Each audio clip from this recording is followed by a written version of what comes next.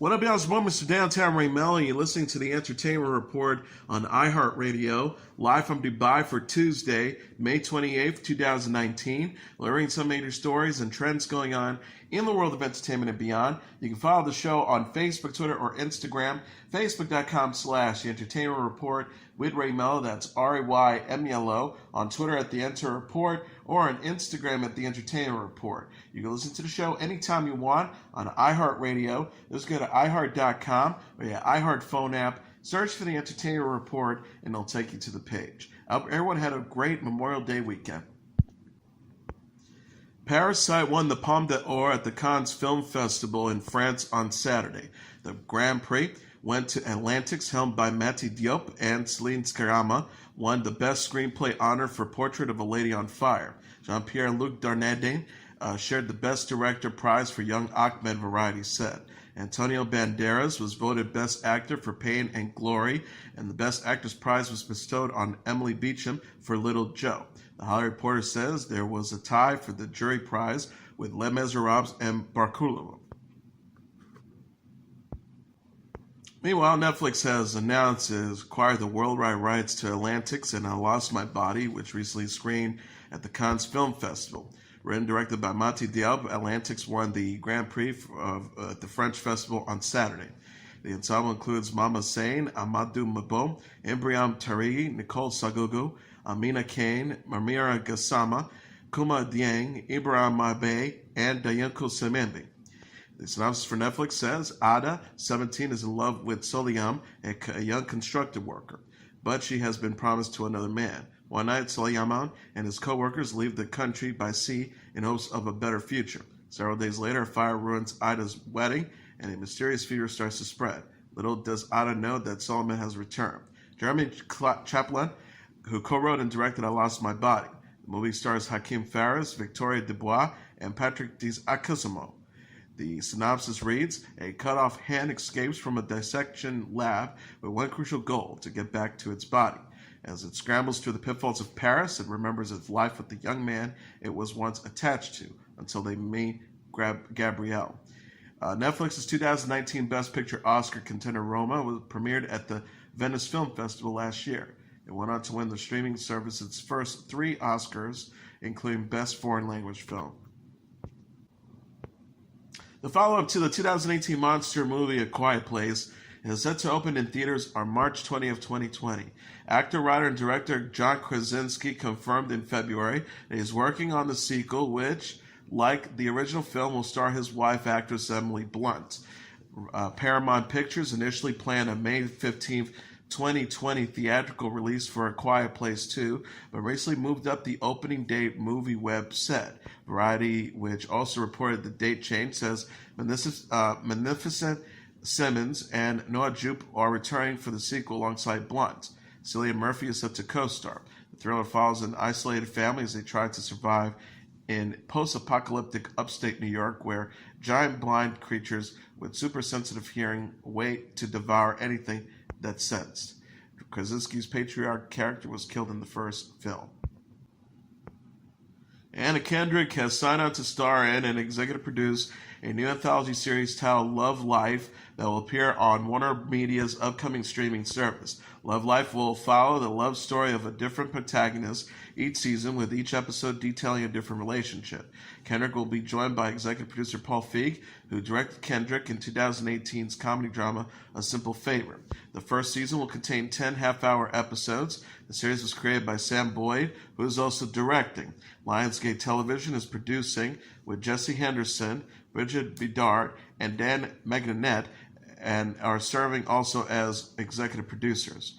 Warner Media streaming service, which will include HBO, will have an invite-only soft launch in 2019 before officially releasing in early 2020.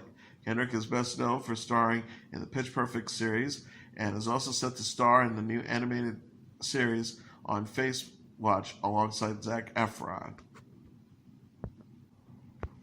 CBS All Access has released a teaser for its upcoming sci-fi series Star Trek Picard, featuring Patrick Stewart reprising his iconic role as Jean-Luc Picard. Stewart played the character for 7 seasons on Star Trek The Next Generation, which ran from 1987 to 1994. He also appeared as Picard in several movies. An Unseen Woman narrates this week's preview clip in the new series, which shows a sun-soaked vineyard and a box of wine bottles with the label that says Chateau Picard. It ends up with a close-up of Stewart's face. In the clip, it says, 15 years ago today, you led us out of the darkness. You commanded the greatest rescue in history. Then the unimaginable. What did that cost you? Your faith in us, your faith in yourself. Co-starring Alison Pill, Michelle Hurd, Evan Evagora, Issa Birones, Santiago Cabrera, and Harry Tweeway. Picard will follow the title character into the next chapter of his life, a press release says. No premiere date for the show has been set yet. The British costume drama Gentleman Jack has been renewed for a second season, starring Saran Jones and Sophie Rundell, and written by Sally Wainwright. The show airs on the BBC in Britain and HBO in the United States. It is based on the true story of 19th century landowner and industrialist Annie Lester. The streaming, Wainwright said in a statement, it's so excited that so many people have had such a positive response to Saran's exuberant performance as the brilliant, life-affirming Anne Lester, and to Sophie's beautiful performance as his courageous partner, Anne Walker. I'm utterly delighted that we've been recommissioned because there are so many more big, bold stories to tell about Anne Lister and Anne Walker. A massive thank you to the BBC and HBO and to everyone at Lookout. NBC has declined to renew its sitcom AP Bio for a third season. Showrunner Michael Bryan tweeted, I'm intensely sad to announce that AP Bio will end after this season. This has been my favorite project of my life, and that's because of the amazing writers, cast, and crew. He added, as most canceled shows probably feel, I think we were just hitting our stride, and everyone was still loving the work, so this is very hard. We have 4 left to air, and there are 4 of my favorite. Plus 22 others are on Hulu for now and on NBC.com. Please check them out and tell a friend about the show, and tell the people who did or worked on the show that they're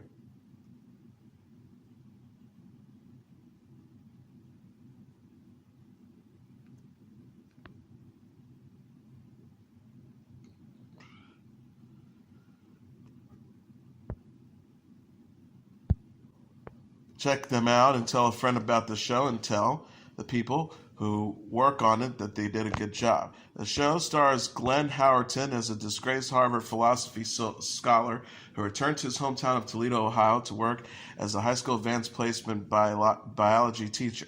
The cast also includes Patton Oswalt, Lyric Lewis, Mary Solm, Gene Valtiu, Tom Bennett, Paula Pell, Charlie McCracken, Jacob McCarthy, Aparna Briel, Nick Pale, Ashley Arm, Ed Levy, Jacob Houston, Sarah Amberlulo, Tucker Abrizi, and Spencer Moore II.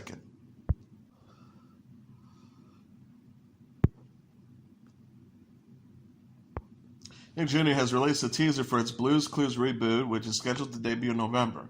Blue's Clues and You mix live action with animation and challenges preschoolers to solve problems.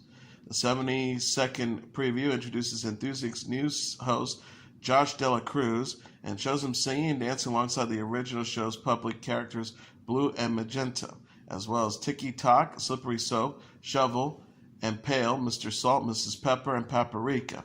The project was announced in 2018. The original Blue's Clues series debuted in September 1996. New episodes aired through 2006. The show was first hosted by Steve Burns and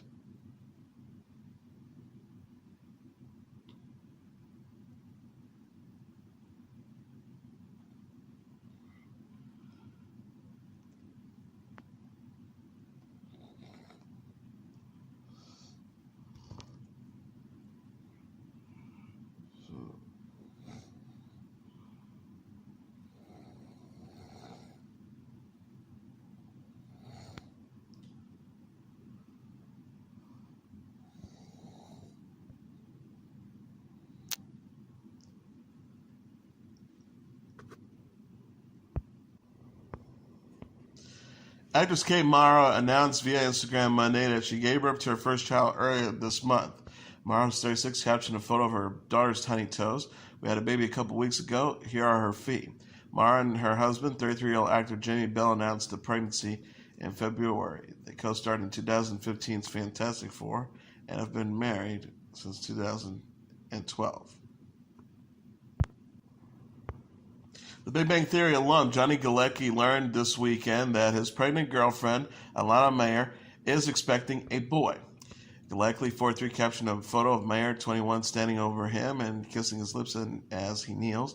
"A day I'll never forget." They are both covered in blue paint. People.com report Galecki and Mayer and their loved ones ate cupcakes and other treats as they celebrated the outdoor gender reveal party on Sunday.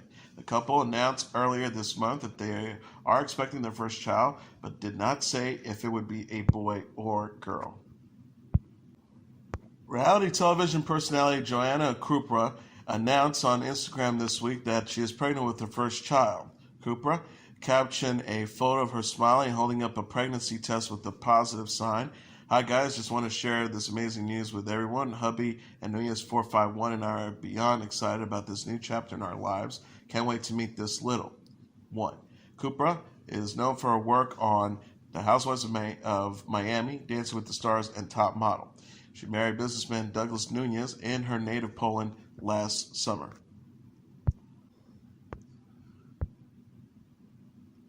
Kaya Morgan, the former business manager for the late Marvel comic book titan Stan Lee, was arrested this weekend on elder abuse allegations. The LAPD said Morgan, 43, was arrested Saturday morning and charged with false imprisonment, theft, and embezzlement connecting to his dealings with Lee, who died in November at the age of 95. Morgan is accused of stealing $262,000 that Lee earned at an autobiography signing session in 2018. Morgan also allegedly moved Lee from his Hollywood Hills home to a condo in Beverly Hills and allegedly made false 911 calls in to convince and protect Lee that he was in danger. Movie star Dwayne Johnson is celebrating his daughter Simone's high school graduation on Instagram.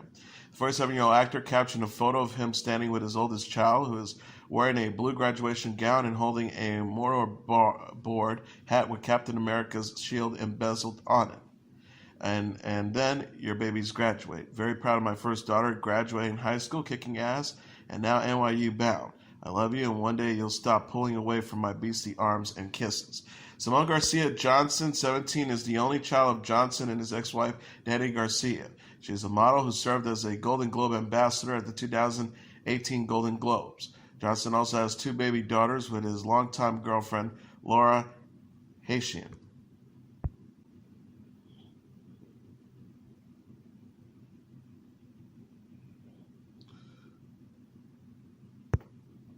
Richard Ashcroft says his legal battle over Bitter Sweet Symphony has come to a close. The 47-year-old British singer celebrated in a press release Thursday after obtaining songwriter royalties and rights to the song, which his former band The Verve released in 1997. Rolling Stones members Mick Jagger and Keith Richards were previously assigned rights to Bitter Sweet Symphony following a legal dispute in 1997. The song features an orchestral cover of the Rolling Stones song The Last Time. Ashcroft said in a release, "It gives me great pleasure to announce as of last month, Mick Jagger and Keith Richards agreed to give me their share of the song Bittersweet Symphony. This remarkable and life-affirming turn of events was made possible by a kind and magnanimous gesture from Mick and Keith, who have also agreed that they're happy for the writing credit to exclude their names and all their royalties derived from the song they will now pass to me." The star says, "I would like to thank the main players in this, my management Steve Kurtner and John Keeney, the Stones manager Joyce Smith and Jody Klein for actually taking the call, and lastly, and a huge unreserved heartfelt thanks and respect to Mick and Keith. Music is power." Ashcroft had signed away his rights and royalties to Bittersweet Symphony during a legal battle with APCO, which published The Last Time. He said in a statement to Variety he paid a huge emotional price in surrendering the song. The statement reads, Richard has endured that loss for many years. A few months ago, his management decided to pursue a strategy. They decided to appeal to Mick Jagger and Keith Richards directly to begin regaining the town. He also added, making Keith immediately, unhesitantly, and unconditionally agreed to this request. Statement also says incredibly generously, and as an indication of what great artists and men they have agreed to do that, to take part within their song and power. They have given Richard back his song. Bitter Sweet Symphony appeared on the Verbs album Urban Hymns, which debuted in September 1997. Ashcroft released his fifth studio album, Natural.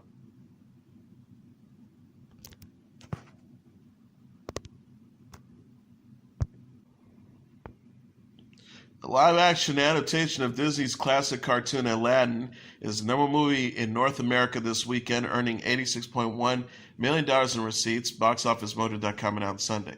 Coming in number 2 is John Wick, Chapter 3, Parabellum with $24.4 million, followed by Avengers Endgame at number 3 with $16.3 million. Pokemon's Detective Pikachu at number 4 with $13.3 million, and Brightburn at number 5 with $7.5 million. Rounding up the top tier are Booksmart at number 6 with $6.5 million, A Dog's Journey, number 7.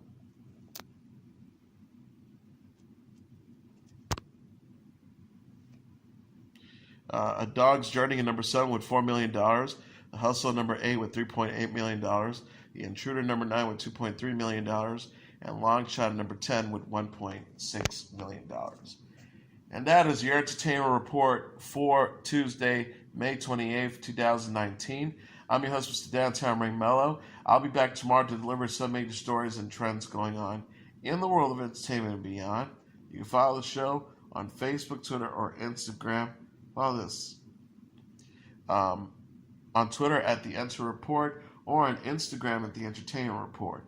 You can listen to this episode or any previous episodes of The Entertainment Report anytime you want on iHeartRadio. Just go to iHeart.com, or iHeart can follow, or